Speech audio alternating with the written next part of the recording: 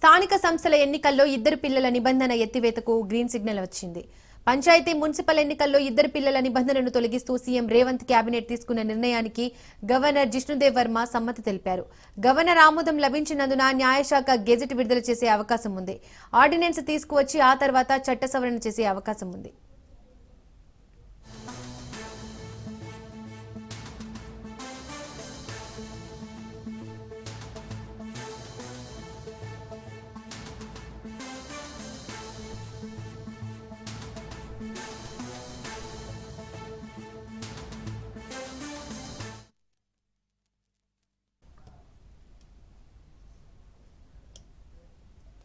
స్థానిక సంస్థల ఎన్నికల్లో ఇద్దరు పిల్లల నిబంధన ఎత్తివేతకు గ్రీన్ సిగ్నల్ వచ్చింది. పంచాయతీ మున్సిపల్ ఎన్నికల్లో ఇద్దరు పిల్లల నిబంధనను తొలగిస్తూ సీఎం రేవంత్ కేబినెట్ నిర్ణయం తీసుకుంది.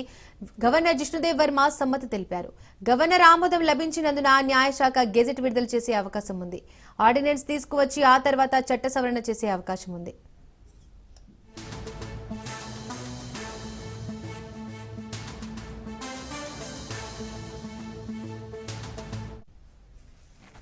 ఇదే అంశానికి సంబంధించి మరింత సమాచారం మా ప్రతినిధి సైదులు అందిస్తారు.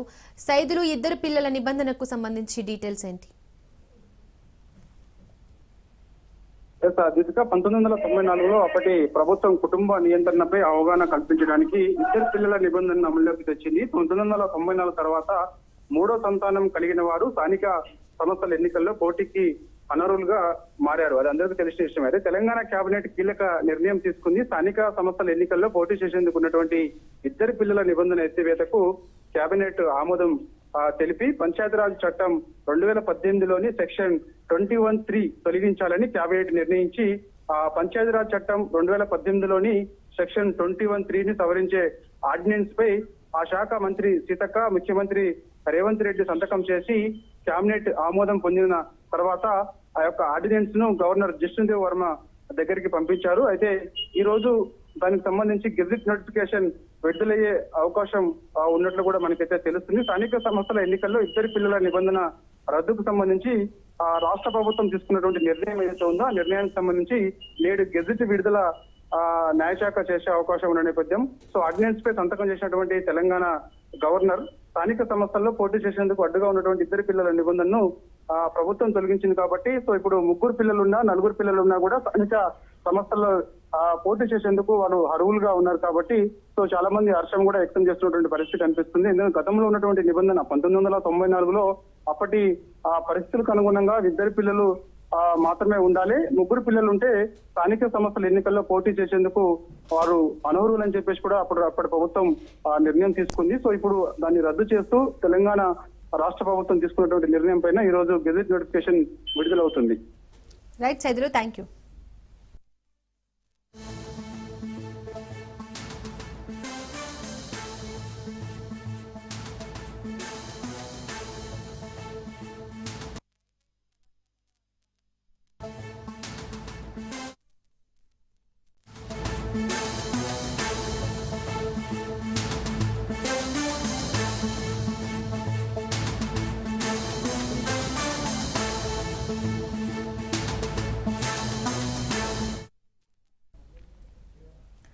విశాఖ జిల్లాలో భూప్రకంపనలు పనులు కలకలం రేపాయి. తెల్లవారుజామున పలు ప్రాంతాల్లో భూమి కంపించింది. రిక్టర్ స్కేల్ పై భూకంప తీవ్రత 3.7గా నమోదైంది. అల్లూరు జిల్లా జి మాడుమలుగులో భూకంప కేంద్రం ఉన్నట్లు శాస్త్రవేత్తలు గుర్తించారు.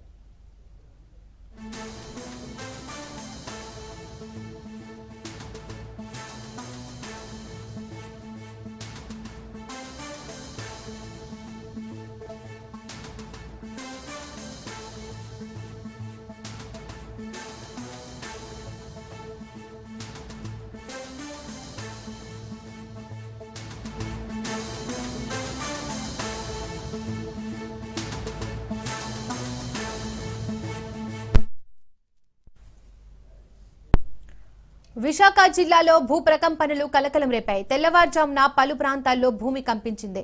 రిక్టర్ స్కేల్ పై భూకంప తీవ్రత 3.7గా నమోదైంది.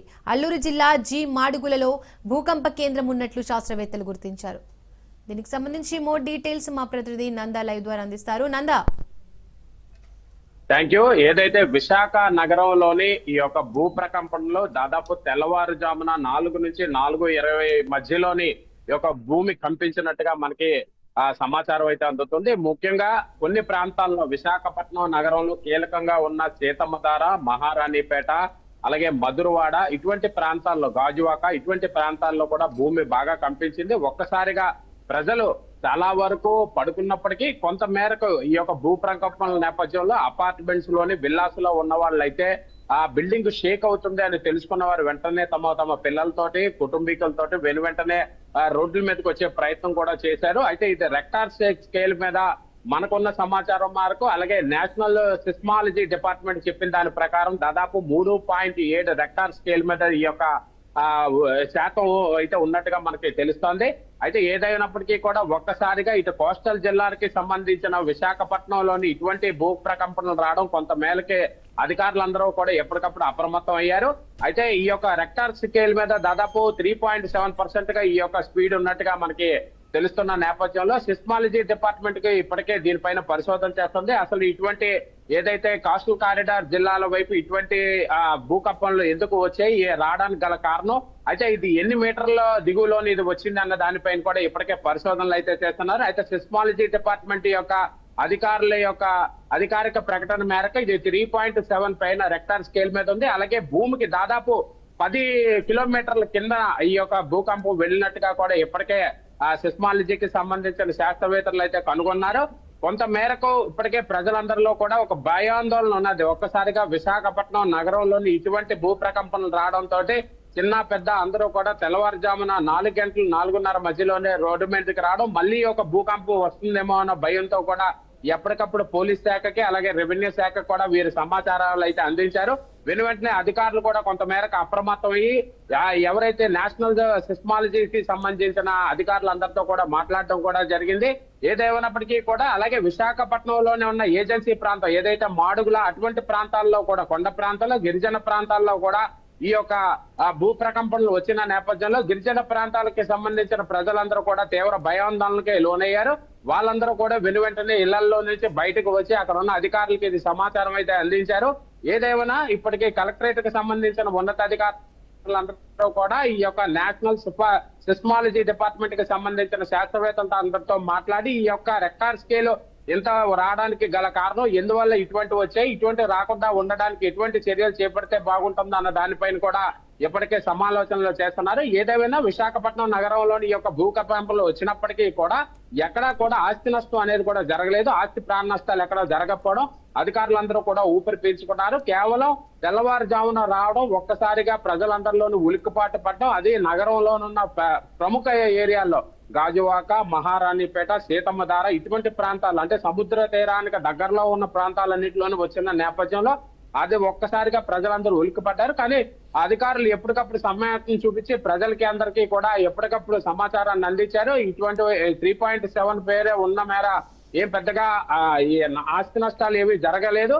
ఏదైనా ప్రజలు కొంచెం అప్రమత్తంగా ఉండాలని అధికారులు తెలియజేసిన నేపథ్యంలో విశాఖపట్నం వాసులందరూ కూడా కొంత ఊపిరి పీల్చుకున్నారు. Right Nanda, thank you.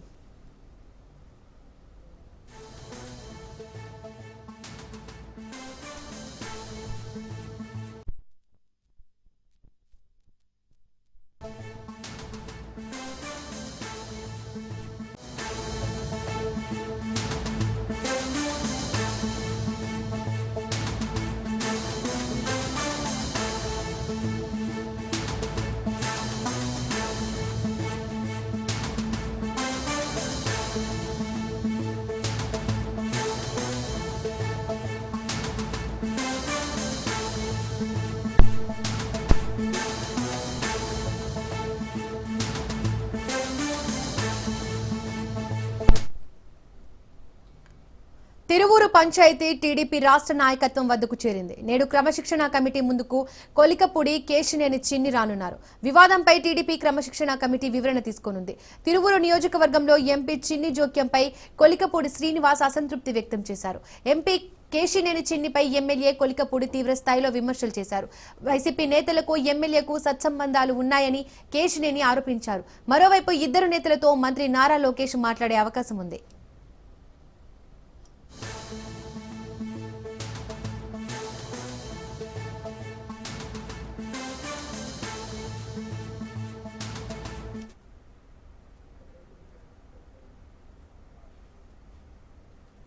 Tiruvuru panchayat TDP రాష్ట్ర నాయకత్వం వద్దకు చేరింది. నేడు క్రమశిక్షణ కమిటీ ముందుకు కొలికపూడి కేశినేని చిన్ని రానున్నారు. వివాదంపై టీడీపీ క్రమశిక్షణ కమిటీ వివరణ తీసుకునుంది. తిరువురు నియోజకవర్గంలో ఎంపీ చిన్ని జోక్యంపై కొలికపూడి శ్రీనివాస్ అసంతృప్తి వ్యక్తం చేశారు. ఎంపీ కేశినేని చిన్నిపై ఎమ్మెల్యే కొలికపూడి తీవ్ర స్థాయిలో విమర్శలు చేశారు. వైసీపీ నేతలకు ఎమ్మెల్యేకు సత్సంబంధాలు ఉన్నాయని కేశినేని ఆరోపించారు. మరోవైపు ఇద్దరు నేతలతో మంత్రి నారా లోకేష్ మాట్లాడే అవకాశం ఉంది. దీనికి సంబంధించి మరింత సమాచారం మా ప్రతినిధి సంతోష్ లైవ్ ద్వారా అందిస్తారు. Santosh, good morning. ఎన్టీఆర్ జిల్లా తిరువూరు నియోజకవర్గం, అదేవిధంగా ఆ తిరువూరు నియోజకవర్గ ఎమ్మెల్యే కొలికపూడి శ్రీనివాస్, ఎంపీ కేశినేని చిన్ని వ్యవహారం అయితే కనుక రాష్ట్ర రాజకీయాల్లో ఒక చర్చనీయాంశంగా మారినటువంటి పరిస్థితులు కూడా కనబడతా ఉన్నాయి. అయితే ఈ నేపథ్యంలోని ఈ యొక్క వ్యవహారంపై టీడీపీ క్రమశిక్షణ కమిటీ ముందుకైతే కనుక హాజరవ్వాలంటూ పిలుపునివ్వడంతో ఈ రోజు మరికొద్ది సేపట్లోనే ఎమ్మెల్యే కొలికపూడి శ్రీనివాస్ తోటి అయితే కనుక ఈ యొక్క కమిటీ అనేది వివరాలు సేకరించనుంది. అదేవిధంగా సాయంత్రం 4 గంటలకైతే ఎంపీ కేశినేని చిన్ని నుంచి ఈ యొక్క వ్యవహారంపై కూడా వివరాలు అయితే సేకరించనుంది. మొత్తంగా చూసుకున్నట్లయితే కనుక ఈ యొక్క తిరువురు పంచాయతీ అనేది కేంద్ర కార్యాలయానికి అయితే చేరడంతో అయితే ఇక ముందు కూడా ఎటువంటి ఈ యొక్క పంచాయతీలు లేకుండా పూర్తి స్థాయిలో కలిసికట్టుగా వెళ్లేందుకు ఏ విధమైనటువంటి దిశానిర్దేశం చేయబోతున్నాను దానిపై అయితే కనుక ఉత్కంఠ నెలకొందని కూడా తెలుస్తోంది. గత సంవత్సరం కూడా చూసుకున్నట్లయితే కనుక ఎమ్మెల్యే వ్యవహారం తెరపైకి రావడం, మరోసారి అయితే కనుక ఒక్కసారిగా బ్యాంకు లావాదేవీల వ్యవహారం, అదేవిధంగా ఎమ్మెల్యే కొలికపూడి శ్రీనివాస్ స్టేటస్ పెట్టుకోవడం, ఇదంతా కూడా పూర్తి స్థాయిలో ఒక రాష్ట్ర రాజకీయాల్లో పెను సంచలనంగా మారినటువంటి పరిస్థితులు అయితే నెలకొన్నాయి. అయితే టీడీపీ క్రమశిక్షణ కమిటీ ముందుకు హాజరవ్వాలంటూ కూడా ఇప్పటికే దీనిపై సీఎం చంద్రబాబు నాయుడు సైతం కూడా వివరాలు అడిగి తెలుసుకోవడం, అంతేకాకుండా ఈ క్రమశిక్షణ కమిటీలో భాగంగా వీరిద్దరి నుంచి వివరాలు సేకరించే అనంతరం కూడా నివేదికని స్వయంగా తనకి నివేదిక ఇవ్వాలంటూ కూడా ఆదేశాలు జారీ చేయడం, అయితే యూకే పర్యటన అనంతరం కూడా ఈ వ్యవహారంపై నివేదిక తీసుకున్న అనంతరం కూడా ఏ విధమైనటువంటి నిర్ణయాలు తీసుకోబోతున్నారు అన్న దానిపై అయితే ఉత్కంఠ నెలకొందని కూడా తెలుస్తోంది. అయితే మరికొద్ది సేపట్లోనే ఎమ్మెల్యే కొలికపూడి శ్రీనివాస్ అయితే కనుక ఈ యొక్క సమితి అయితే భేటీ కానున్నట్టు తెలుస్తోంది. కేంద్ర కార్యాలయంలో మరోవైపు మంత్రి నారా లోకేష్ అయితే కూడా ప్రజా దర్బార్ అయితే చేస్తున్నటువంటి పరిస్థితులు అయితే ఈ వ్యవహారంపై కూడా మంత్రి నారా లోకేష్ వద్దకు వెళ్లబోతున్నట్టు కూడా తెలుస్తోంది. ఏదైతే ఇటు మరోవైపు కార్యకర్తల నుంచి వినతులు అందుకున్న అనంతరం కూడా దీనిపై కూడా ఇటు కమిటీ నుంచి వివరాలు అయితే సేకరించనున్నట్టు కూడా తెలుస్తోంది. రాష్ట్ర అధ్యక్షుడు పల్లా శ్రీనివాస్ సైతం కూడా ఈ కేంద్ర కార్యాలయంలో ఉండడంతో పాటు అదేవిధంగా ఈ రోజు ఏం జరగబోతోంది అంటే ఇటువంటి వ్యవహారాలు మరోసారి పునరావృతం కాకుండా చూసుకునేందుకు వీలుగా ఒక ఇన్ఛార్జ్ సైతం కూడా నియమించే అవకాశాలు ఎక్కువగా కనబడుతున్నట్టు కూడా తెలుస్తోంది. ఎందుకంటే ఈ వ్యవహారం ఇది రెండోసారిగా అయితే కనబడతా ఉంది. ఎందుకంటే ఎమ్మెల్యే వర్సెస్ ఎంపీగా అయితే కనుక గత కొద్ది రోజుల నుంచి ఈ యొక్క వివాదాలకి చెక్స్ పెట్టే విధంగా ముందుకు ఈ యొక్క కమిటీ అయితే ఉండనున్నట్టు కూడా తెలుస్తోంది. అంతేకాకుండా ఏదైతే క్రమశిక్షణ ఉల్లంఘిస్తే చర్యలు తీసుకునేందుకు కూడా సిద్ధం అవ్వాలంటూ కూడా సీఎం చంద్రబాబు నాయుడు ఆదేశాలు జారీ చేయడం కూడా జరుగుతోంది. ఎందుకంటే ఇప్పటికే వ్యవహారం ఒక అధిష్టానానికి తలనొప్పిగా మారినటువంటి నేపథ్యంలోనే అనవసరంగా టికెట్ ఇచ్చామా అంటూ కూడా అసహనం వ్యక్తం చేసినటువంటి పరిస్థితుల్లో ఈసారి ఇలాంటి పునరావృతం కాకుండా చూసుకునేందుకు ఏ విధమైనటువంటి నిర్ణయాలు తీసుకోబోతున్నారు అన్న దానిపై అయితే కనుక ఉత్కంఠ నెలకొందని కూడా తెలుస్తూ ఉంది. అయితే ఈ బ్యాంకు లావాదేవీ ఒకవైపు కూటమి ప్రభుత్వం సంక్షేమం అభివృద్ధితోటి ముందుకు వెళ్తున్నటువంటి నేపథ్యంలోనే ఇటు అంతర్గత విభేదాలు తెరపైకి రావడంతో ప్రతిపక్షానికి ఒక ఆయుధంగా ఇచ్చినటువంటి పరిస్థితులు అయితే కనబడుతున్నాయంటూ కూడా అధిష్టానం సైతం కూడా అసహనం వ్యక్తం చేసినటువంటి పరిస్థితులు ఏదేమైనప్పటికీ ఈ కొలికపూడి వ్యవహారం అయితే కనుక తెరదించేందుకు ఈ కమిటీ ముందడుగులు వేయబోతున్నట్టు కూడా తెలుస్తా ఉంది. ఎందుకంటే గతంలో కూడా ఎమ్మెల్యే కొలికపూడి శ్రీనివాస్ పెద్దిరెడ్డి రామచంద్రరెడ్డిని కలిసినటువంటి వ్యవహారం ఏదైతే ఎయిర్పోర్ట్ లో ఎదురుపడినటువంటి సందర్భంలో కలిసి మాట్లాడడం, ఇవన్నీ కూడా ఒక పూర్తి స్థాయిలో అయితే కనుక క్రమశిక్షణ సంఘం వీటన్నిటినీ కూడా వివరాలు తీసుకున్నట్టు కూడా తెలుస్తా ఉంది. ఏదేమైనప్పటికీ ఈ క్రమశిక్షణ కమిటీ అనంతరం కూడా ఒక నివేదిక అయితే సీఎం చంద్రబాబు నాయుడుకి అదేవిధంగా రాష్ట్ర అధ్యక్షుడు పల్లా శ్రీనివాస్ అయితే కనుక నివేదిక అనేది అందించనున్నట్టు తెలుస్తా ఉంది. సాయంత్రం వరకు కూడా ఇటు చిన్ని సంబంధించినటువంటి అంశాలు కూడా ఇటు ప్రస్తావించే అవకాశాలు ఎక్కువగా కనబడతా ఉన్నాయి. ఇప్పటికే ఎమ్మెల్యే కొలికపూడి శ్రీనివాస్ సైతం కూడా ఏదైతే చిన్ని బాధితుల సంఘంతో ఒక సమావేశం ఏర్పాటు చేస్తామంటూ కూడా ఎమ్మెల్యే కొలికపూడి శ్రీనివాస్ చెప్పినటువంటి మాటలో ఒక చర్చనీయాంశంగా మారినటువంటి నేపథ్యంలోనే వీటన్నిటికీ చెక్ పెట్టేందుకు అయితే కనుక క్రమశిక్షణ కమిటీ అయితే కనుక రంగంలోకి దిగినటువంటి పరిస్థితులు అయితే నెలకొన్నాయి తెలుస్తూ ఉంది. అయితే వర్ల రామయ్య అదేవిధంగా సభ్యులు సైతం కూడా ఈ యొక్క కమిటీలు అయితే ఉన్నట్టు కూడా తెలుస్తూ ఉంది. మొత్తంగా అయితే రైట్ సంతోష్, థ్యాంక్ యూ.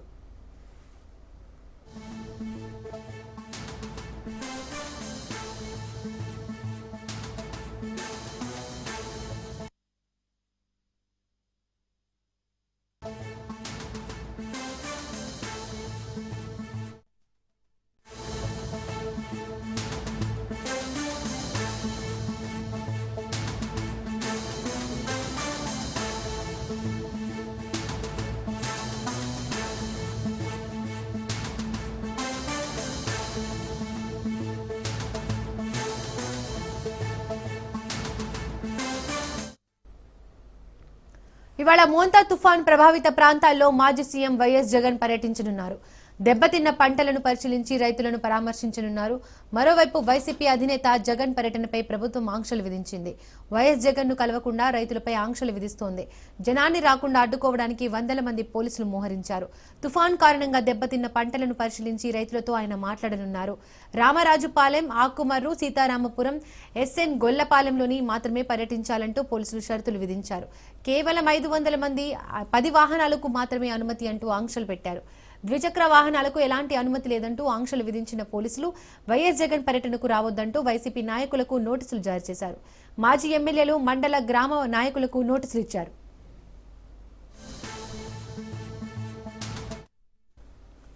మరింత సమాచారం మా ప్రతినిధి రమేష్ అందిస్తారు. రమేష్, వైఎస్ జగన్ పర్యటనకు సంబంధించి డీటెయిల్స్ ఏంటి? ఆయన స్కెడ్యూల్ ఏ విధంగా ఉంది? ప్రభుత్వం ఎలాంటి ఆంక్షలు విధించింది?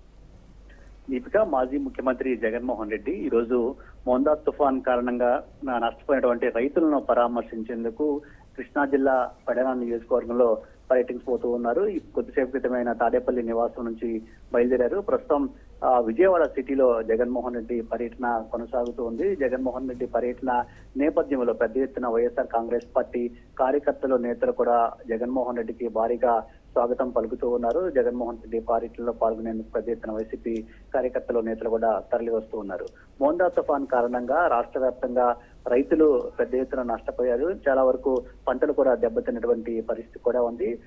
అనుకోని విధంగా వచ్చినటువంటి తుఫాను రాష్ట్రంలో భారీగా రైతులకు నష్టం చేసింది. అయితే రైతులను ఆదుకోవడంలో ప్రభుత్వం విఫలమైందంటూ వైసీపీ అధినేత జగన్మోహన్ రెడ్డి చెప్తూ ఉన్నారు. మోందా తుఫాన్ కారణంగా ఎవరైతే రైతులు ఇబ్బందులు పడుతూ ఉన్నారో వారిని ఆదుకోవడంలో కూడా పూర్తిగా ప్రభుత్వం విఫలమైందనేది వైసీపీ నేతలు చెప్తున్నటువంటి వాదన. గతంలో జగన్మోహన్ రెడ్డి అధికారంలో ఉన్నటువంటి సమయంలో రైతులకు ఇన్పుట్ సబ్సిడీ సకాలంలో అందించే అవకాశం ఉండేది. అంతేకాకుండా పంటల బీమా వంటి పథకాలు ఉండేవి. వీటి ద్వారా తుఫాన్లు గాని, వరదలు గాని అనుకోని సందర్భాల్లో వచ్చినా రైతులకు న్యాయం జరిగే పరిస్థితి ఉండేది. కానీ ఇప్పుడు కూటమి ప్రభుత్వం అధికారంలోకి వచ్చిన తర్వాత రైతులకు పంటల బీమా గాని, ఇన్పుట్ సబ్సిడీ వంటివి అందించడం లేదని వైసీపీ ఆరోపిస్తుంది. ఈ కారణంగానే రైతులు తుఫాన్లు, వరదలు వచ్చినప్పుడు నష్టపోతూ ఉన్నారని కూడా వైసీపీ అధినేత జగన్ చెప్తూ ఉన్నారు. సో ఈ రోజు మోందా తుఫాన్ బాధితులు ఎవరైతే రైతులు ఉన్నారో వారిని పరామర్శించడంతో పాటు వారి సమస్యలు ఏంటని అడిగి తెలుసుకోబోతున్నారు. మరోవైపు జగన్మోహన్ రెడ్డి పర్యటన సందర్భంగా పోలీసులు అనేక ఆంక్షలు విధిస్తూ ఉన్నారు. గతంలో జగన్మోహన్ రెడ్డి రైతులు, మిర్చి రైతులు కావచ్చు, పొగాకు రైతులు కావచ్చు, మామిడి రైతులు ఇలా ఎవరైతే ఇబ్బందుల్లో ఉన్నారో వారిని ఆదుకునే ప్రయత్నం కానీ, వారిని పరామర్శించే ప్రయత్నం చేసినప్పుడు కూడా అనేక ఆంక్షలు పెట్టారు. జగన్ పర్యటనలో 500 మందికి మించి రాకూడదు, 10 వాహనాలు మాత్రమే ఉండాలి, అదేవిధంగా 2 వీలర్స్ ఇవి జగన్ పర్యటనలో రాదు అంటే ఇలా అనేక రకాల ఆంక్షలు పెట్టారు. ప్రస్తుతం అలాంటి ఆంక్షలు ఈ రోజు జగన్ పర్యటనలో కొనసాగుతూ ఉన్నాయి. ఈ రోజు ఉదయం నుంచి కూడా వైఎస్ఆర్ కాంగ్రెస్ పార్టీ నేతలు, కార్యకర్తలకు పోలీసులు ముందస్తు నోటీసులు ఇస్తూ ఉన్నారు. జగన్ పర్యటనలో పాల్గొనవద్దంటూ వారిని అడ్డుకునే ప్రయత్నం చేస్తున్నారు. అయితే ఒకవైపు పోలీసు ఆంక్షలు ఉన్నప్పటికీ కూడా వైసీపీ నేతలు కానీ, శ్రేణులు కానీ పెద్ద ఎత్తున జగన్మోహన్ రెడ్డి పర్యటనలో పాల్గొంటూ ఉన్నారు. జగన్ పర్యటన సక్సెస్ చేసేందుకు అన్ని ఏర్పాట్లు కూడా వైసీపీ నేతలు చేస్తున్నారు. ప్రస్తుతం విజయవాడలో జగన్ పర్యటన కొనసాగబోతుంది. పెనమలూరు సెంటర్ నుంచి ఉయ్యూరు, పామర్రు మీదుగా పెడన నియోజకవర్గం చేరుకుంటారు. పెడన నియోజకవర్గంలో గూడూరులో రైతులు ఎవరైతే వరి రైతులు కావచ్చు, ఇతర పంటలు వేసినటువంటి రైతులు తుఫాన్ కారణంగా నష్టపోయారో వారితో పరామర్శిస్తారు. వారిని అడిగి సమస్యలు కూడా ప్రభుత్వం దృష్టికి తీసుకెళ్లే ప్రయత్నం చేస్తారు. అదే సందర్భంలో ప్రభుత్వం పైన ఒత్తిడి తీసుకొచ్చి రైతులను ఆదుకునే దిశగా కూడా కార్యాచరణ రూపొందించినటువంటి పరిస్థితి కూడా ఉంది. Right Ramesh, thank you.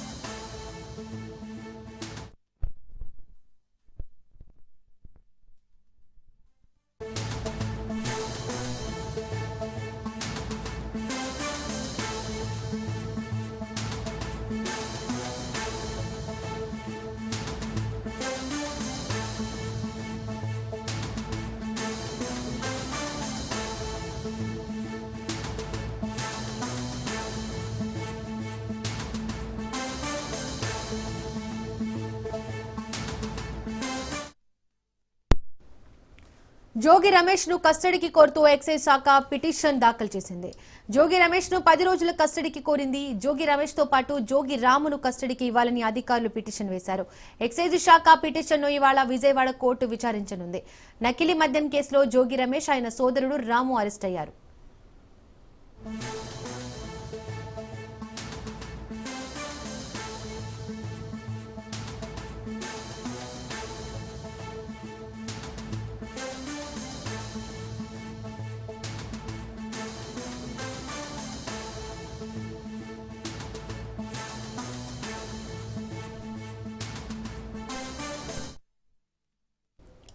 Jogi Ramesh ను కస్టడీకి కోరుతూ ఎక్సైజ్ శాఖ పిటిషన్ వేసింది. జోగి రమేష్ ను 10 రోజుల కస్టడీకి కోరింది. జోగి రమేష్ తో పాటు జోగి రామును కస్టడీకి ఇవ్వాలని అధికారులు పిటిషన్ వేశారు.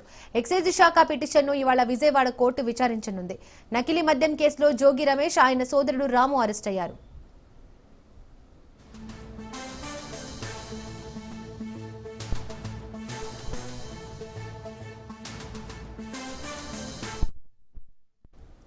రైట్, ఇక మరింత సమాచారం మా ప్రతినిధి శ్రీనివాస్ అందిస్తారు. Srinivas,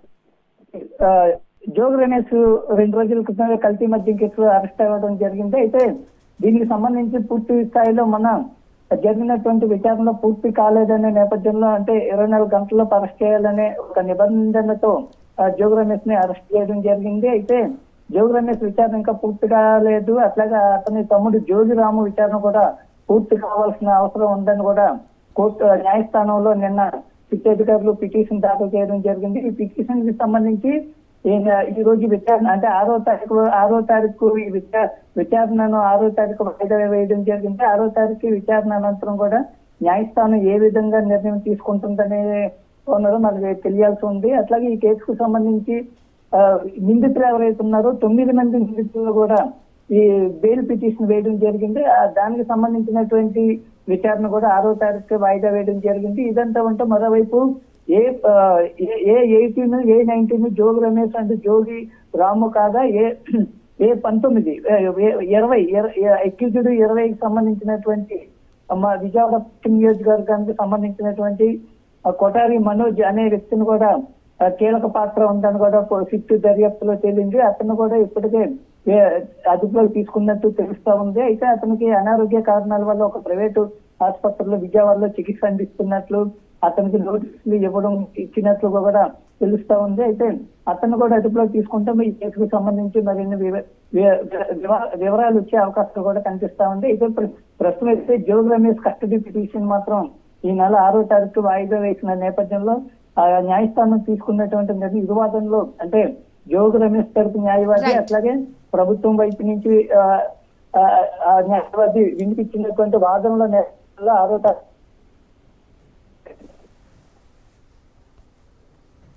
thank you Srinivas.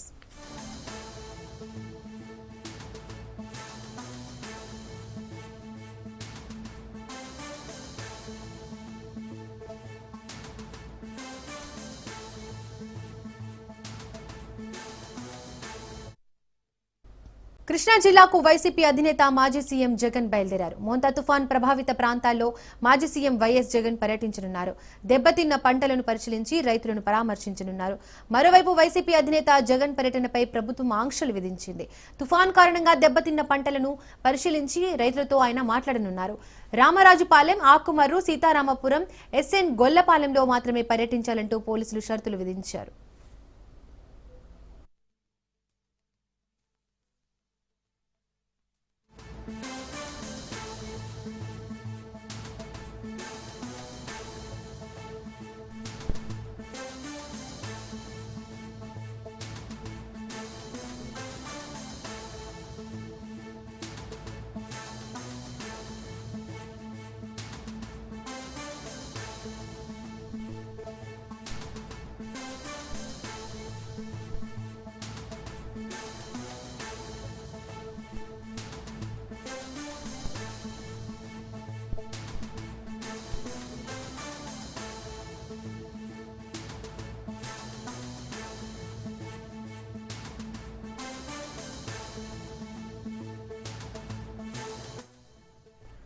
కృష్ణా జిల్లాకు వైసీపీ అధినేత మాజీ సీఎం జగన్ బయలుదేరారు. మోంతా తుఫాన్ ప్రభావిత ప్రాంతాల్లో మాజీ సీఎం వైఎస్ జగన్ పర్యటించనున్నారు.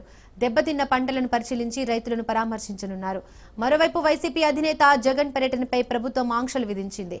తుఫాన్ కారణంగా దెబ్బతిన్న పంటలను పరిశీలించి రైతులతో ఆయన మాట్లాడనున్నారు. రామరాజుపాలెం, ఆకుమర్రు, సీతారామపురం, ఎస్ఎన్ గొల్లపాలెంలో మాత్రమే పర్యటించాలంటూ పోలీసులు షరతులు విధించారు.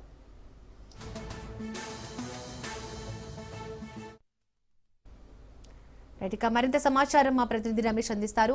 రమేష్, మోంతా తుఫాన్ ప్రభావిత ప్రాంతాల్లో వైఎస్ జగన్ పర్యటించనున్నారు. దానికి సంబంధించి డీటెయిల్స్ ఏంటి? దీప్తిగా ప్రస్తుతం వైసీపీ అధినేత మాజీ ముఖ్యమంత్రి జగన్మోహన్ రెడ్డి కృష్ణా జిల్లా పర్యటన కొనసాగుతూ ఉంది. మోందా తుఫాన్ కారణంగా నష్టపోయిన రైతుల సమస్యలు అడిగి తెలుసుకునేందుకు గాను మాజీ ముఖ్యమంత్రి జగన్మోహన్ రెడ్డి ఈ రోజు కృష్ణా జిల్లాలో పర్యటిస్తూ ఉన్నారు. కొద్దిసేపటి క్రితం ఆయన తాడేపల్లిలోని నివాసం నుంచి బయలుదేరారు. ప్రస్తుతం జగన్మోహన్ రెడ్డి పెనమలూరు నియోజకవర్గంలో పర్యటిస్తున్నారు. ఇక జగన్ పర్యటన నేపథ్యంలో వైఎస్ఆర్ కాంగ్రెస్ పార్టీ నేతలు, కార్యకర్తలు పెద్ద ఎత్తున ఆయనకు స్వాగతం పలుకుతూ ఉన్నటువంటి పరిస్థితి కూడా ఉంది. ఎక్కడికక్కడ వైసీపీ కార్యకర్తలు, నేతలు జగన్మోహన్ రెడ్డిని కలిసి మాట్లాడే ప్రయత్నం చేస్తూ ఉన్నారు. దీంతో విజయవాడలోని రోడ్లన్నీ కూడా వైసీపీ కార్యకర్తలతో, నేతలతో నిండిపోయినటువంటి పరిస్థితి కూడా ఉంది. ఇక జగన్ కూడా వైసీపీ కార్యకర్తల, నేతల ఉత్సాహం నేపథ్యంలో వారితో కర్చాలనం చేసే ప్రయత్నం కూడా చేస్తూ ఉన్నారు. వారికి అభివాదం చేసుకుంటూ ముందుకు వెళ్తూ ఉన్నటువంటి పరిస్థితి కూడా ఉంది.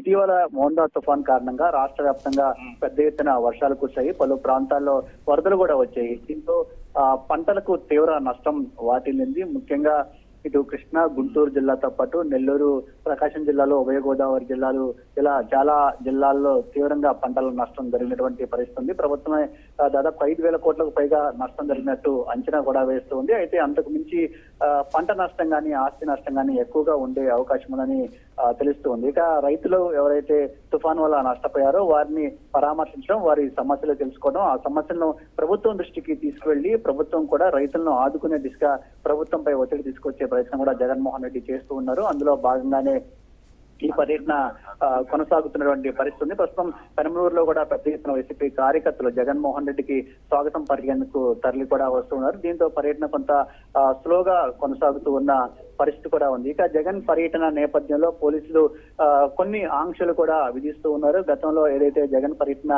నేపథ్యంలో ఆంక్షలు పెట్టడం జరిగిందో ఇప్పుడు కూడా అలాంటి ఆంక్షలే కొనసాగుతూ ఉన్నాయి.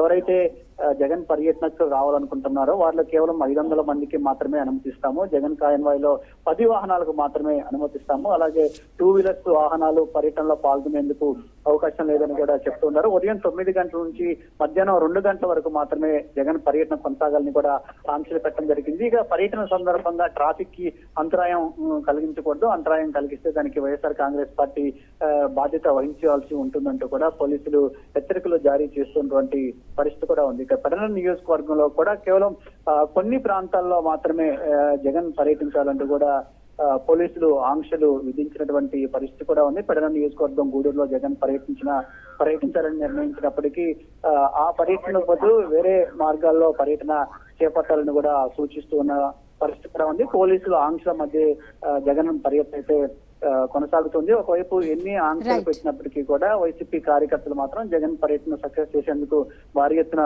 తరలి వస్తూ ఉన్నారు. ఇక మరి కాసేపట్లో ఆయన ఉయ్యూరు నియోజకవర్గం నుంచి పామర్రు చేరుకుంటారు. పామర్ నుంచి పెడన వెళ్తారు. పెడనలో ఈ మోందా తుఫాన్ బాధిత రైతులు ఎవరైతే ఉన్నారో వారిని పరామర్శిస్తారు. ఇక ప్రధానంగా వైసీపీ అధికారంలో ఉన్నటువంటి సమయంలో రైతులను ఆదుకునేందుకు అనేక కార్యక్రమాలు చేపట్టడం జరిగింది. ఇన్పుట్ సబ్సిడీ సకాలంలో అందించడం కావచ్చు, రైతులకు పంటల బీమా పథకాన్ని తీసుకురావడం, ఈ పథకాల వల్ల అకాల వర్షాల వల్ల కానీ వరదల వల్ల నష్టం జరిగితే ఆ నష్టాల నుంచి రైతులకు సకాలంలో సహాయం అందేది. దీనివల్ల రైతులు ఇబ్బంది పడే పరిస్థితి ఉండేది కాదని వైసీపీ చెప్తుంది. కానీ కూటమి ప్రభుత్వం అధికారంలోకి వచ్చిన తర్వాత గతంలో ఉన్నటువంటి పథకాలు ఏవైతే ఉన్నాయో వీటిని పూర్తిగా నిర్వీర్యం చేసింది. దీనివల్లే రైతులు తీవ్ర ఇబ్బందులు పడుతూ ఉన్నారని వైఎస్ఆర్ కాంగ్రెస్ పార్టీ అధినేత జగన్మోహన్ రెడ్డి కూడా ఆరోపిస్తూ ఉన్నారు. ఒకవైపు రైతులు ఇబ్బంది పడుతూ ఉంటే అటు ముఖ్యమంత్రి గాని అదేవిధంగా కేబినెట్ మంత్రులు గాని రైతుల సమస్యలు పట్టించుకోవడం లేదనే విమర్శను కూడా వైసీపీ నేతలు చేస్తూ ఉన్నారు. ఈ రైతుల సమస్యలను పక్కదారి పట్టించే క్రమంలో వైఎస్ఆర్ కాంగ్రెస్ పార్టీ నేతలపైన అక్రమ కేసులు పెడుతూ ఉన్నారు, అన్యాయంగా అరెస్టులు చేస్తూ ఉన్నారు. మోహన్దాస్ తుఫాన్ బాధితులను ఆదుకోవాల్సింది పోయి ఈ సమస్యను పక్కదారి పట్టించే ప్రయత్నం కూడా ప్రభుత్వం చేస్తుందంటూ వైసీపీ నేతలు తీవ్ర ఆగ్రహం వ్యక్తం చేస్తూ ఉన్నటువంటి పరిస్థితి కూడా ప్రస్తుతం అయితే కొనసాగిస్తుంది. మొత్తంగా జగన్మోహన్ రెడ్డి గతంలో ఏ విధంగా అయితే రైతుల విషయంలో మిర్చి రైతులు కావచ్చు, మామిడి రైతులు కావచ్చు, పొగాకు రైతులు వీరిని ఆదుకునే ప్రయత్నం చేశారు. ఆ తర్వాత ప్రభుత్వం కొంత చలనం వచ్చింది, వారిని ఆదుకుంటామని హామీ ఇచ్చింది, కొంతవరకు సాయం చేసింది. అయితే ఇప్పుడు కూడా మోహన్దాస్ తుఫాన్ బాధిత రైతులు ఎవరైతే ఉన్నారో ఈ రైతులకు కూడా జగన్ పర్యటన తర్వాత న్యాయం జరుగుతుందని వైసీపీ నేతలు అయితే చెప్తూ ఉన్నారు. ఇక జగన్ పర్యటన ఆంక్షల నేపథ్యంలోనే కొనసాగుతూ ఉన్నప్పటికీ వైసీపీ కేడర్ మాత్రం పెద్ద ఎత్తున ఆయన్ని ప్రతి నియోజకవర్గంలోనూ ప్రతి ప్రాంతంలోనూ రిసీవ్ చేసుకుంటూ ఉన్న పరిస్థితి కూడా కనిపిస్తూ ఉంది. Right Ramesh, thank you.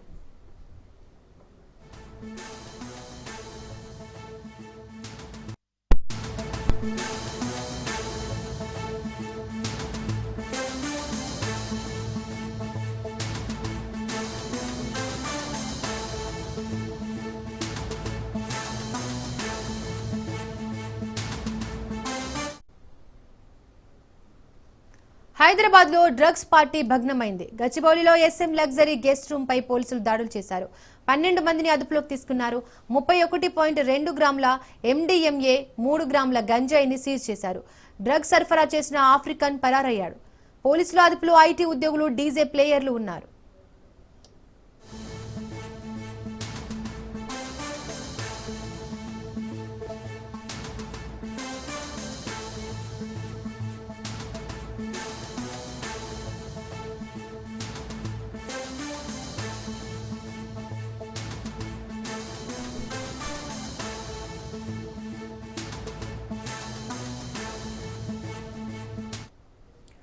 Hyderabad లో డ్రగ్స్ పార్టీ భగ్నమైంది. గచ్చిబౌలిలో ఎస్ఎం లగ్జరీ గెస్ట్ రూమ్ పై పోలీసులు దాడులు చేశారు.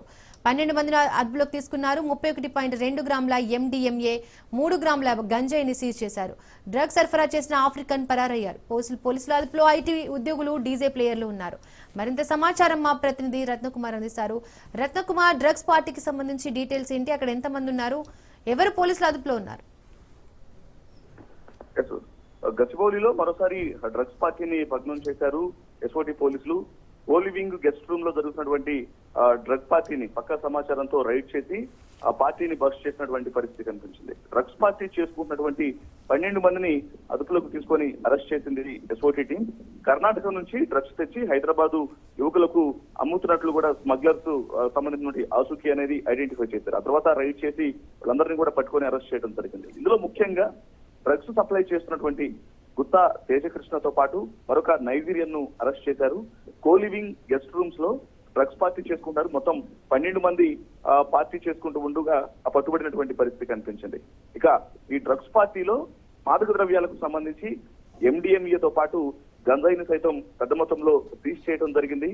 ఇందులో 6 డ్రగ్ పెడ్లర్స్ ఉన్నారు, మరొక 6 కన్స్యూమర్స్ ఉన్నారు. సో ఈ 12 మందిని ప్రస్తుతం ఎస్ఓటి టీం అరెస్ట్ చేయడం జరిగింది. ఇంకా ఇందులో కీలకంగా గుత్తా తేజకృష్ణ, సాజిద్, వెన్నెల రవి, కిరణ్, మన్నె ప్రశాంత్, పి హర్షవర్ధన్ రెడ్లను అరెస్ట్ చేయడం జరిగింది.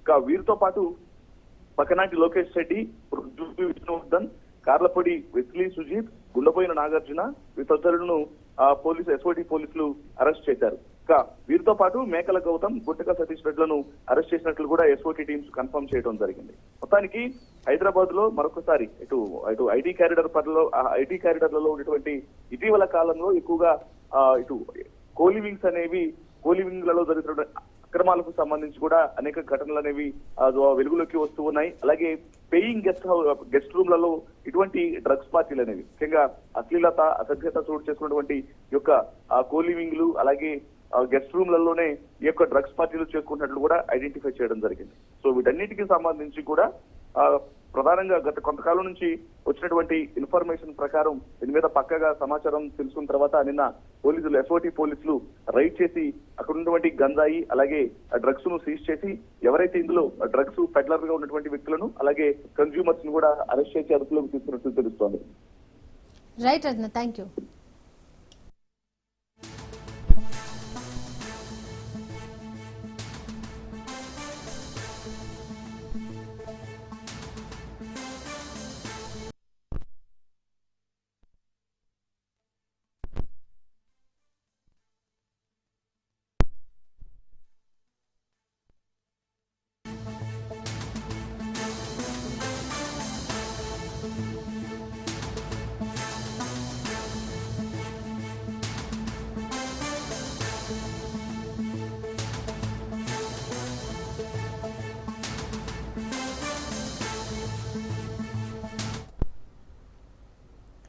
హైదరాబాద్ ముషీరాబాద్లోని ఓ డాక్టర్ ఇంట్లో పెద్ద మొత్తంలో డ్రగ్స్ పట్టుబడ్డాయి. తన ఇంటిని డ్రగ్స్ డెన్ గా మార్చిన డాక్టర్ జాన్ పాల్ ముగ్గురు స్నేహితులతో కలిసి వ్యాపారం నిర్వహిస్తున్నాడు. పక్కా సమాచారంతో నిఘా పెట్టిన పోలీసులు అతని ఇంటిపై దాడి చేశారు. ఓజీ కుష్, MDMA, LSD హాష్ ఆయిల్ ను స్వాధీనం చేసుకున్నారు. డాక్టర్ జాన్ పాల్ ను అరెస్ట్ చేశారు. ఆయన స్నేహితులు ప్రమోద్, సందీప్, శరత్ పరారీలో ఉన్నారు. ఢిల్లీ, బెంగళూరు, గోవా నుంచి డ్రగ్స్ తీసుకొచ్చి హైదరాబాద్ లో అమ్ముతున్నట్లు గుర్తించారు. ఈ ఘటనపై కేసు నమోదు చేసి దర్యాప్తు చేస్తున్నారు.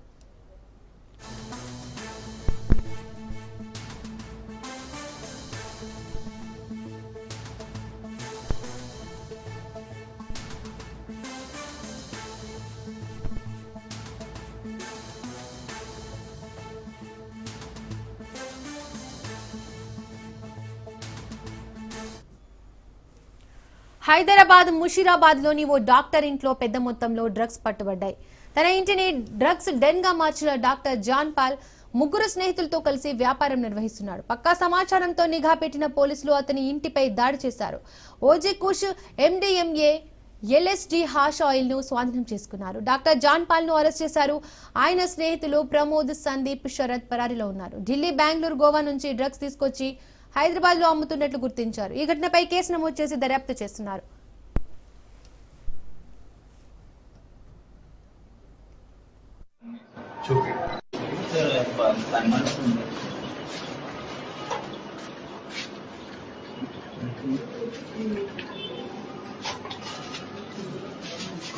ఏమేమి ఉన్నాయి బాబు చూపి నువ్వు ఒకసారి.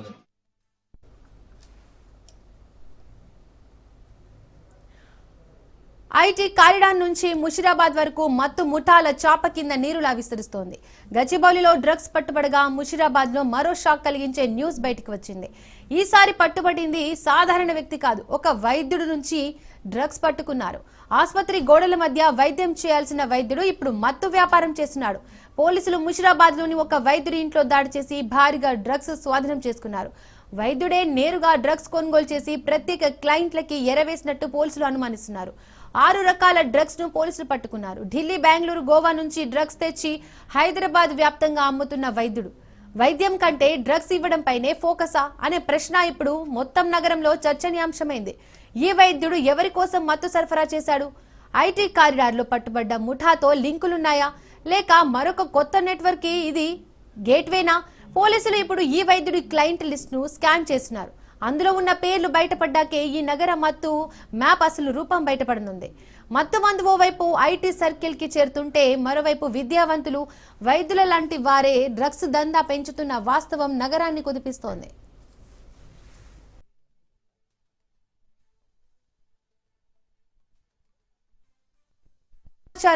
క్రైమ్ బ్యూరో చీఫ్ మధు అందిస్తారు. మధు, చెప్పండి, జాన్ పాల్ ఎన్ని రోజులుగా డ్రగ్స్ వ్యాపారం సాగిస్తున్నాడు?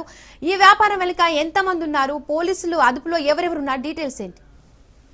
వైద్యం చేయండి డాక్టర్ సాబ్ అంటే వైద్యం మాట పక్కన పెట్టేసి వైద్యం కంటే ఎక్కువ ఇన్కమ్ వచ్చేటటువంటి డ్రగ్స్ వ్యాపారాన్ని మొదలుపెట్టారు ఈ doctor John Paul. Doctor okay, ఇంకా డాక్టర్ అనాలో లేకపోతే అక్యూజ్డ్ పర్సన్ అనాలో కానీ మొత్తానికైతే డాక్టర్గా ఉంటూనే డాక్టర్ పని చేయకుండా, డాక్టర్ ఏ పని అయితే చేయకూడదో అదే పనిని చేస్తూ పట్టుబడ్డాడు జాన్ పాల్. ఇతను ముషీరాబాద్ కేంద్రంగా చేసుకొని ఒక డ్రగ్స్ డెన్నే ఓపెన్ చేశాడు. అలా ఓపెన్ చేసి కొంతమంది ముగ్గురు స్నేహితులతో కలిసి డ్రగ్స్ అంతటినీ కూడా ఇతర రాష్ట్రాల నుంచి, ప్రధానంగా కర్ణాటక, గోవా, ముంబై, కలకత్తా లాంటి రాష్ట్రాల నుంచి డ్రగ్స్ని తీసుకొని వచ్చి 6 రకాలైనటువంటి డ్రగ్స్ ఏవైతే ఉన్నాయో వాటన్నిటిని కూడా ఏ మాత్రం ఎక్కడ ఎవరికి అనుమానం రాకుండా పైకి వైట్ కోట్ వేసుకొని మొత్తం డ్రగ్స్ అంతటిని కూడా ఇన్ని రోజుల పాటు యథేచ్ఛగా సరఫరా చేశారు. అయితే పోలీసులకు కొంత ఇన్ఫర్మేషన్ వచ్చింది, ఎక్కడో డ్రగ్స్ ముషీరాబాద్కి సంబంధించినటువంటి ప్రాంతం నుంచి డ్రగ్స్ సరఫరా అవుతున్నాయి అనేటటువంటి ఇన్ఫర్మేషన్తో రంగంలోకి దిగినటువంటి అధికారులు, పోలీసులు పూర్తిగా కూడా దీనికి పైన ఒక టీముని ఏర్పాటు చేసి అక్కడ ఎంక్వైరీ మొదలుపెట్టినప్పుడు ఈ డాక్టర్ జాన్ పాల్ ఎవరైతే ఉన్నారో అతనికి సంబంధించి ఒక ఇన్ఫర్మేషన్ అయితే దొరికింది. ఏమాత్రం కూడా అరెస్ట్ చేయలేదు. మొదట అరెస్ట్ చేయకుండా ఇన్డెప్త్గా డెకాయ్ ఆపరేషన్ అంటారు. అంటే ఇతను చేసేటటువంటి వ్యాపారం ఏదైతుందో ఎలా చేస్తున్నాడు, ఎవరెవరి ద్వారా చేస్తున్నారు అనే దానికి సంబంధించి డెకాయ్ ఆపరేషన్ మొదలుపెట్టినప్పుడు కేవలం ఇతను ఒక్కడే కాకుండా ఇతని వెనక ఒక టీం పనిచేస్తుంది, జాన్ పాల్ వెనక ఇంకొక టీం పనిచేస్తుంది అని తెలుసుకున్న తర్వాత అందరినీ కూడా రౌండప్ చేయడానికి డ్రగ్స్ కావాలి అనే విధంగా ఇప్పుడైతే డ్రగ్స్ అంతటిని కూడా సరఫరా చేస్తున్నాడో, సరఫరా చేయడంతో పాటు ఇతను డ్రగ్స్ ఎక్కడి నుంచి తీసుకొని వస్తున్నాడు అనే దానికి సంబంధించినటువంటి పూర్తి సమాచారం అందుకుని రెడ్ హ్యాండెడ్గా జాన్ పాల్ను అయితే పట్టుకున్నారు.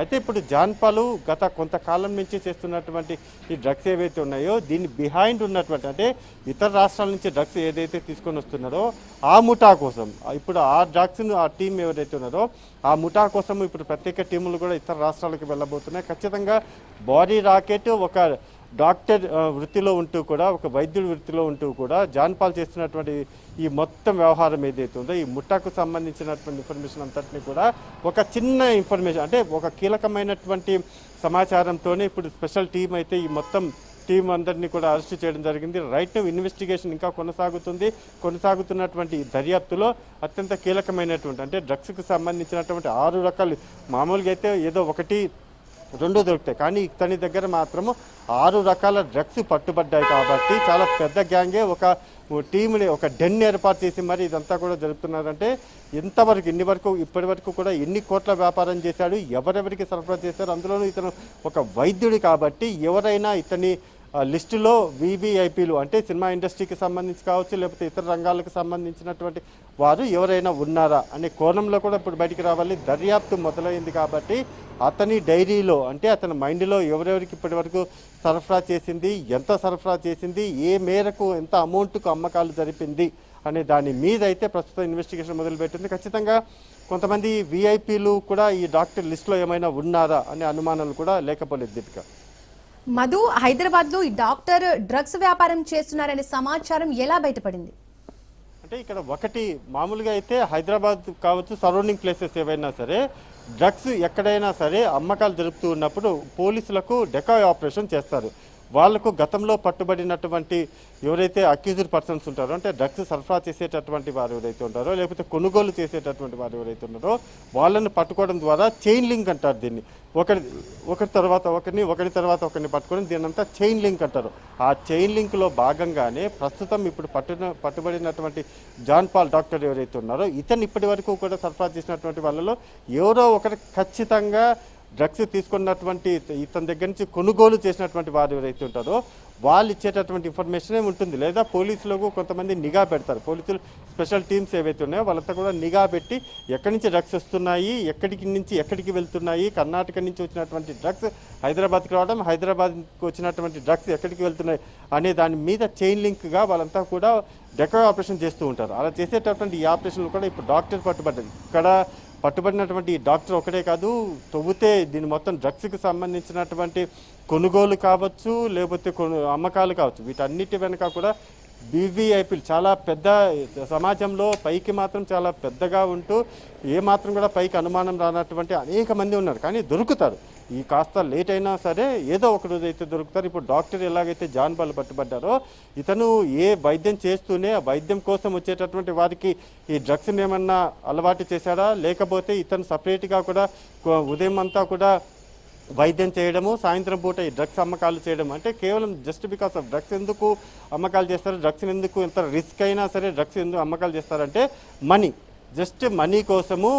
ఎందుకంటే చాలా గ్రాముల కొద్దీ డ్రగ్స్ని అమ్మితేనే లక్షల డబ్బులు వస్తాయి వీళ్ళకు. సో అందుకోసం ఎంత రిస్క్ అయినా సరే ఒకసారి మొదలు పెడితే ఈ అలవాటు ఏదైతే ఉందో డ్రగ్స్ అమ్మేటటువంటి అలవాటు వన్స్ అమ్మకాలు మొదలు పెట్టడం, ఆ లాభాలు చూడడము, వన్స్ ఆ కరెన్సీ నోట్లన్నీ కూడా ఏం లేదు, జస్ట్ ఒక 5 నిమిషాలు కష్టపడితే డ్రగ్స్ వెళ్ళి ఇచ్చి ఆ లాభం డబ్బు తెచ్చుకుంటే డబ్బులు కనబడిపోతాయి, నోట్ల కట్టలన్నీ కూడా కళ్ళ ముందు కనబడిపోతాయి. అది ఎవరికైనా సరే ఎంత రిస్క్ అయినా సరే మళ్ళీ అమ్ముతాం, అమ్మకాలు కొనసాగిస్తాం, ఏమీ కాదు అనుకుంటూనే చివరికి జైలుకి వెళ్ళడము, ఇలా పట్టుబడ్డం అయితే జరుగుతుంది. అలానే ఈ జాన్ పాల్ కూడా అలానే ఉంటుంది. జస్ట్ డబ్బులకి ఏమాత్రం కూడా కూర్చొని డబ్బులు సంపాదించడం అంటే ఈ డ్రగ్స్ అమ్మకాలు. కాబట్టి ఏమాత్రం డ్రగ్స్ దొరికినా కానీ వాళ్ళ జీవితాంతం ఇంకా జైల్లోనే ఉండాలి. ఎప్పుడో బెయిల్ అనేది వస్తుందో రాదో ఎవరికి తెలియదు. ఇంకా డ్రగ్స్ అమ్మకాలు దొరికితే మాత్రము జీవితం సర్వనాశనం అయిపోవడమే, ఇంకా ఏమాత్రం కూడా జీవితంలో ముందుకు వెళ్ళడం అనేది జరగదు. ఇప్పుడున్నటువంటి చట్టాలు ఏదైతే ఉందో ఆ చట్టాల ప్రకారము చాలా సీరియస్ యాక్షన్ ఉంటుంది. ఇన్ని ఉన్నా సరే, ఇంత యాక్షన్ జరుగుతున్నా సరే ఏ మాత్రం కూడా వీటికి భయపడకుండా ఇలా చేస్తున్నారంటే మనీ మనీ మనీ. ఆ మనీ కోసమే ఇంత రిస్క్ అయినా సరే చేస్తున్నారు దీపిక. మధు, అలాగే ఈ వ్యాపారంలో మరే జాన్ పాల్తో పాటు ఇతర డాక్టర్లు ఎవరైనా ఉన్నారా? ఇతరులకు ఎంతమంది ఉన్నారు? మొత్తం ఎంతమందిని పోలీసులు గుర్తించారు? అండ్ ఏ ప్రాంతాల్లో ఈ డ్రగ్స్ సరఫరా జరుగుతోందని గుర్తించారు? మీరు చెప్పినట్టుగానే ఒక జాన్ పాలే కాదు, జాన్ పాల్తో పాటు ముగ్గురు స్నేహితులు ఎవరైతే ఉన్నారో ఆ ముగ్గురు స్నేహితులను కూడా ప్రస్తుతం పోలీసులు అదుపులోకి తీసుకున్నారు. వాళ్ళ ముగ్గురు కూడా వైద్యులు కాదు, కేవలం జాన్ పాల్ ఒకటి మాత్రమే డాక్టర్. ఇతను వీళ్ళ ముగ్గురి సహకారం తీసుకొని ఇతర రాష్ట్రాల నుంచి, అంటే గోవా కావచ్చు, బెంగళూరు, కలకత్తా రాష్ట్రాల నుంచి ఇతను డ్రగ్స్ని వీళ్ళ ద్వారా తీసుకొని వచ్చేసి ఇతను తన ప్లేస్ ఏదైతే ఉందో ముషీరాబాద్లో ఉన్నటువంటి తన ఇంట్లోనో లేకపోతే దాంట్లో పెట్టుకొని దాన్ని ఒక డెన్ లాగా ఏర్పాటు చేసుకుని అక్కడి నుంచి డ్రగ్స్ అంతటినీ కూడా హైదరాబాద్ అండ్ సరౌండింగ్ ప్లేసెస్ ఏవైతే ఉన్నాయో ఎవరైతే ఇతని కస్టమర్స్ ఉంటారో ఆ కస్టమర్లకి ఈ డ్రగ్స్ అంతటిని కూడా సరఫరా చేయడంలో ఆ ముగ్గురు, అంటే జాన్ పాల్కు సంబంధించినటువంటి ఈ ముగ్గురు ఎవరైతే ఉన్నారో ఆ ముగ్గురు సహకారంతో వీటన్నిటిని కూడా ఇన్ని రోజుల పాటు కొనసాగించడం జరిగింది. అయితే ఇక్కడ ఒకటి, ఆ ముగ్గురు ఎక్కడి నుంచి ఇతన్ని తీసుకుని వచ్చాడు, ఇతన్ని ఏమైనా కమిషన్ బేసిస్ మీద అతన్ని పెట్టుకున్నారా, లేకపోతే వాళ్ళు కూడా డ్రగ్స్కు అడిక్ట్ అయ్యారా, ఇలా అనేక డౌట్లు అయితే లేకపోలేదు. అండ్ మోర్ ఓవర్ ఇప్పటి వరకు వీళ్ళు సరఫరా చేసినటువంటి డ్రగ్స్ ఏవైతే ఉన్నాయో ఎవరికి సరఫరా చేశారు, వీళ్ళు సరఫరా చేసినటువంటి వాళ్ళల్లో కాలేజీ స్టూడెంట్స్ లేకపోతే సాఫ్ట్వేర్ ఇంజనీర్లు ఇలా ఉంటే అది ఓకే. అలా కాకుండా ఇంకా వివిఐపీలు ఎవరన్నా ఉన్నారా, పొలిటికల్ పార్టీలకు సంబంధించి లేకపోతే సినిమా ఇండస్ట్రీకి సంబంధించినటువంటి వాళ్ళు కావచ్చు, వేరే రంగాలకు సంబంధించినటువంటి వాళ్ళు, బిజినెస్ మ్యాన్స్ కావచ్చు, ఎవరైనా ఉన్నారా అనే అనుమానాలు కూడా ఇప్పుడు వస్తున్నాయి. ఎందుకంటే డాక్టర్ అనగానే అతను ఖచ్చితంగా కూడా అతని ట్రీట్మెంట్ కోసం పెద్ద పెద్ద వాళ్ళు వస్తుంటారు, చిన్న వాళ్ళు వస్తుంటారు, అందరూ వస్తుంటారు. అలా ఇతని లిస్టులో ఎవరెవరు ఉన్నారు, డ్రగ్స్కి సంబంధించినటువంటి సరఫరా చేయడంలో ఇతను ఉంటే సరఫరా చేయించుకునేటటువంటి వాళ్ళు, అంటే డ్రగ్స్ తీసుకునేటటువంటి వాళ్ళలో ఇంకా ఎవరున్నారు అనేది ఇప్పుడు చాలా కీలకంగా మారింది దీపిక. అలాగే ఎలాంటి నిషేధిత పదార్థాలను గుర్తించారు మధు? మొత్తం 6 రకాల డ్రగ్స్ ఏవైతే ఉంటాయో మొత్తం 6 రకాల కొకైన్ కావచ్చు, లేకపోతే ఒమిని కావచ్చు, వీటన్నిటికీ సంబంధించినటువంటి 6 రకాల మొత్తం యాష్ ఆయిల్ ఏదైతే ఉంటుందో వాటన్నిటిని కూడా ప్రస్తుతం అయితే పోలీసులు జాన్పాల్ దగ్గర నుంచి అయితే స్వాధీనం చేసుకున్నారు. అదొక్కటేనా, కేవలం అవి మాత్రమే ఉన్నాయా, లేకపోతే ఇతను ఏమన్నా తయారు చేస్తున్నాడా, లేకపోతే ఇతర రాష్ట్రం నుంచి తీసుకొని వాటిలో ఏదైనా కలుపుతున్నాడా, ఇలా అనేక అనుమానాలు అయితే లేకపోలేదు. అదే ఫర్దర్గా ఇన్వెస్టిగేషన్ ఏదైతే ఉందో ఆ దర్యాప్తు మొదలైంది కాబట్టి 6 రకాల డ్రగ్స్ దొరికాయి. అండ్ మోర్ ఓవర్ ఇతనితో పాటు ముగ్గురు అరెస్ట్ అయ్యారు, జాన్పాల్ కూడా అరెస్ట్ అయ్యారు. డెన్లో చూసుకుంటే మాత్రం ఈ డ్రగ్స్ అన్ని కూడా పట్టుబడ్డాయి, ఇతర రాష్ట్రాల నుంచి తీసుకుని వచ్చారని అయితే తెలుస్తుంది. కాబట్టి ఇతను దగ్గర ఉన్నటువంటి ఆ టీం ఎవరు, వీటన్నిటి మీద కూడా ఈరోజు సాయంత్రానికి పోలీసులు, హైదరాబాద్ పోలీసులు ఒక ప్రెస్ నోట్ కానీ లేకపోతే ప్రెస్ మీట్ కానీ పెట్టి వెల్లడించే అవకాశం ఉంది. అరెస్ట్ అయిన వారిపై ఎలాంటి కేసులు నమోదు చేశారు మధు? డ్రగ్స్ అనేది ఏదైతే ఉంటుందో డ్రగ్స్కి సంబంధించి వన్స్ అరెస్ట్ అయిన తర్వాత ఇంకా బెయిల్ రావడం అనేది ఇంపాసిబుల్, అందులో ఎటువంటి డౌట్ లేదు. బెయిల్ వచ్చేస్తుంది, బయటకు వచ్చేస్తాం అనేది అదంతా కూడా ఊహల్లో కల్లోనే ఉంటుంది. బెయిల్ అనేది అంత ఈజీగా రాదు. అందులోనూ తెలంగాణలో చాలా స్పష్టంగా కూడా సీఎం రేవంత్ రెడ్డి డ్రగ్స్ ఎవరైనా దొరికితే మాత్రమే ఇంకా వాళ్ళ జీవితం అక్కడితో అయిపోయింది అనేటటువంటి విషయాన్ని కూడా చెప్పారు. డీజీపీ కూడా చెప్పారు, హైదరాబాద్ సిపి కూడా చెప్పారు. వీళ్ళందరూ కూడా చాలా స్పష్టంగా కూడా డ్రగ్స్ జోలికి వెళ్ళకండి, డ్రగ్స్ జోలికి వెళితే మీ జీవితం నాశనం అయిపోతుంది, డ్రగ్స్ అమ్మిన వారి జీవితం నాశనం అయిపోతుంది, తీసుకున్న వారి జీవితం కూడా నాశనం అయిపోతుందని చెప్పారు. సో అలానే ఇప్పుడు కూడా ఈ డ్రగ్స్ పట్టుబడినటువంటి వారు ఎవరైతే ఉంటారో, పట్టుబడినా కొన్నా లేకపోతే అమ్మినా ఈ రెండిట్లో పెద్ద తేడా ఏం లేదు, ఇద్దరికీ కూడా ఒకే రకమైనటువంటి శిక్ష ఉంటుంది. కాబట్టి ఇప్పుడు అమ్మినటువంటి జాన్పాల్ ఎవరైతే ఉన్నారో ఇతను ఇంకా అయిపోయింది, ఇతను ఇంకా మళ్ళీ ఏమంటారు ఇంకా డాక్టర్గా వృత్తి చేయలేడు. అండ్ మోర్ ఓవర్ ఇంకా డ్రగ్స్ కూడా అమ్మలేడు. పరిస్థితి ఆ స్థాయికి ఇతని లైఫ్ అంతా కూడా స్మాష్ అయిపోయిందని చెప్పవచ్చు. ఇతను చేసినటువంటి అతి పెద్ద నేరం ఏంటంటే డ్రగ్స్ అమ్మకాలు చేయడం, అందులోనూ పెద్ద మొత్తంలో అమ్మకాలు చేయడం. ఏదో చిన్న చితకా కాదు, పెద్ద మొత్తంలోనే డ్రగ్స్ డెన్నునే ఏర్పాటు చేసి అమ్మకాలు కొనసాగించాడు. కాబట్టి డెఫినెట్గా ఇతని కోర్టులో ప్రవేశపెట్టిన తర్వాత శిక్ష అనేది పెద్దగానే ఉండే అవకాశం ఉంది. మొత్తం ఈ నెట్వర్క్ వెనుక ముఖ్య వ్యక్తులు ఎవరో తెలిసిందా మధు?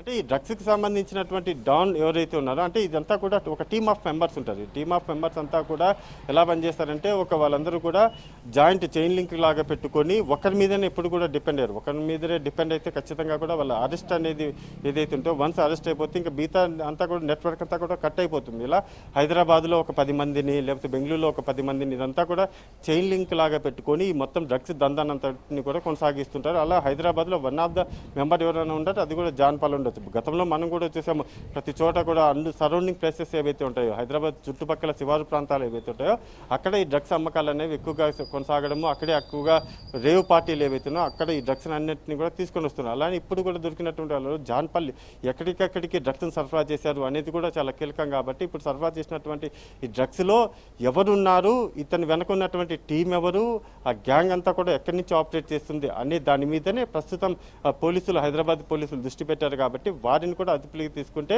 మొత్తం ఎవరు, ఎక్కడి నుంచి, ఎలా, ఇన్ని రోజుల పాటు కొనసాగించారు అనే దాని మీద ఒక క్లారిటీ వస్తుంది.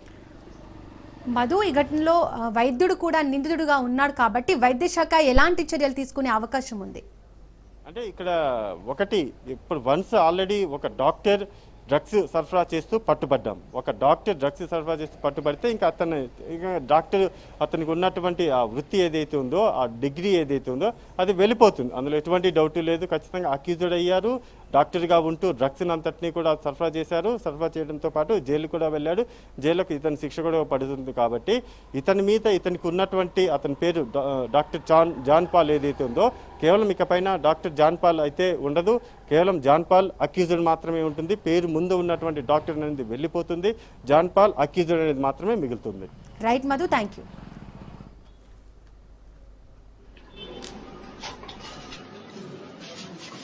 ఏమేమి ఉన్నాయి బాబు చూపి నువ్వు సార్